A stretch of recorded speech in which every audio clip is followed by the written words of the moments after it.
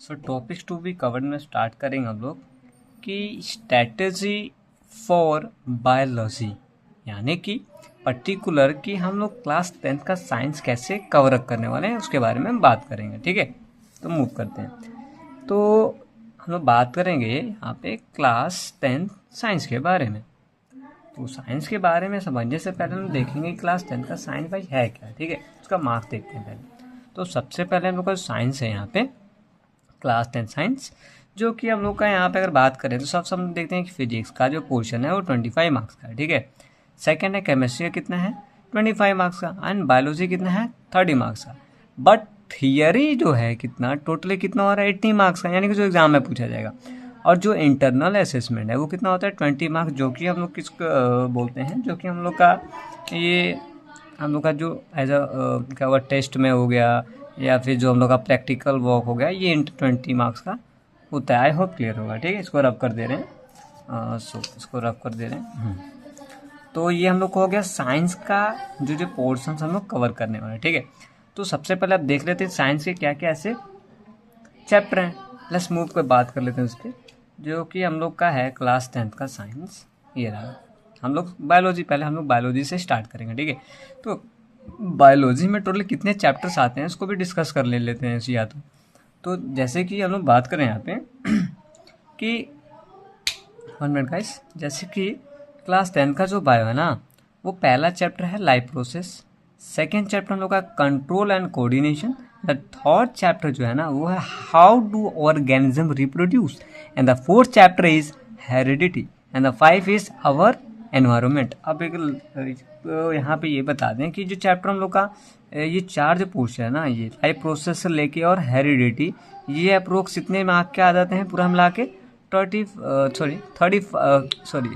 Marks का जो weightage होता है। और बात करें हम लोग अगर इन्वायरमेंट का, ये हम लोग का ओवरव्यू अगर डिफाइन है तो 5 मार्क्स का। ठीक, अगर कोई पूछे कि भाई पर्टिकुलर यानी कि लाइफ प्रोसेस से डिफाइन है कितने मार्क्स का आता है, तो वो नहीं कह सकते, क्योंकि कभी लाइफ प्रोसेस से 8 मार्क्स आते हैं, कभी 7 आते हैं, एंड सो ऑन आते रहते हैं। ठीक है, नेक्स्ट हम लोग बात करते हैं कि यार फ्लो ऑफ स्टडीज़ कैसे होने वाले हैं। तो लेट भी इसको पहले इरेज करते हैं यहाँ पे। ये हो गया। सो नेक्स्ट हम लोग बात करते हैं, ये हो गए चैप्टर्स।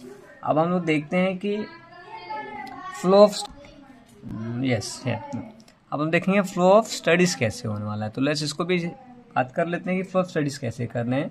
तो सबसे पहले यहाँ पे कुछ फ्लो ऑफ स्टडीज़ यानी पढ़ाई करने के क्या क्या ऐसे स्टेप्स हैं उसको फॉलो करना है। ठीक, तो सबसे पहले अगर मैं बात करूँ यहाँ पे, तो जैसे कि आपको दिख रहा होगा कि अटेंड रेगुलर लेक्चर, जैसे कि आप इस पेपर बाउंड साइंस पे आए हैं, हाँ आए हैं, डेफिनेटली आए हैं।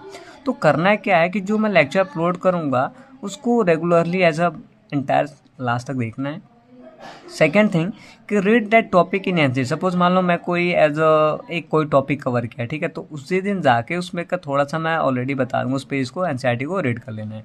एंड द थर्ड क्या है कि make your handwritten notes, जैसे कि आप साथ साथ में जो मैं लिखता जाऊँगा उसे एज इट इज़ अपने नोट बना सकते हो। ठीक है, मोर देन इनफ होगा। ठीक, एंड द फोर्थ क्या होगा, प्रैक्टिस क्वेश्चंस के लिए मैं क्या कर सकता हूँ, तो कहीं जाने की ज़रूरत नहीं है। जैसे कि मैं यहाँ क्या करूँगा, DHA, NCERT and NCERT exemplar, PYQ सब पूरे क्लास में ही सॉल्व होता रहेगा। एंड द लास्ट क्या है, रिविजन पोर्शन। और ये जो पोर्शन है ये बहुत ही इंपॉर्टेंट है। ठीक है, ये पोर्शन क्या है, बहुत ही इंपॉर्टेंट है, जो कि बाकी आप लोगों को कहीं जाने की कोई ज़रूरत नहीं है। ठीक, तो नेक्स्ट क्या करते हैं कि पढ़ाई तो बचे भाई हम लोग पढ़ना कैसे, अब नेक्स्ट देखते हैं कि क्या क्या चीज़ें नहीं करनी है, उसके बारे में डिस्कस कर लेते हैं। तो जैसे कि है क्या क्या नहीं करना है, तो यहाँ पे कुछ पॉइंट्स मैं ले लिया हूँ। जैसे कि पहला सबसे फर्स्ट पॉइंट होता है कि नो बैकलॉग, यानी कि कोई भी बैकलॉग क्रिएट नहीं होना चाहिए।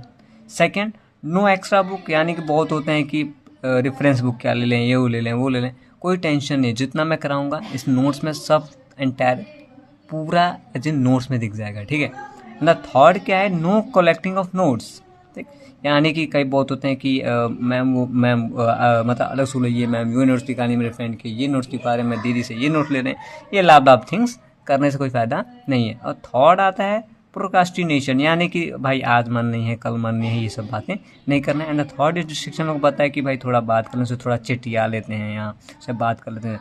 और द लास्ट क्या है, रट्टा नहीं मारना है इन बायोलॉजी, क्या बायोलॉजी या फिजिक्स किसी में भी रट्टा मारने की कोई जरूरत नहीं, बिकॉज ये पेपर बाउंड है आपके लिए 100% श्योर है। तो बस चैनल पे अगर नए हैं तो चैनल को लाइक करें, शेयर करें और सब्सक्राइब करें। तो ये ऐसे स्टेप्स हम लोग फॉलो करने वाले हैं। तो नेक्स्ट अगर आपको लगता है कि कुछ वर्थ इट है तो प्लीज़ चैनल को लाइक करें, ठीक, और लाइक करें चैनल को और शेयर करें अपने फ्रेंड्स में और सब्सक्राइब करें।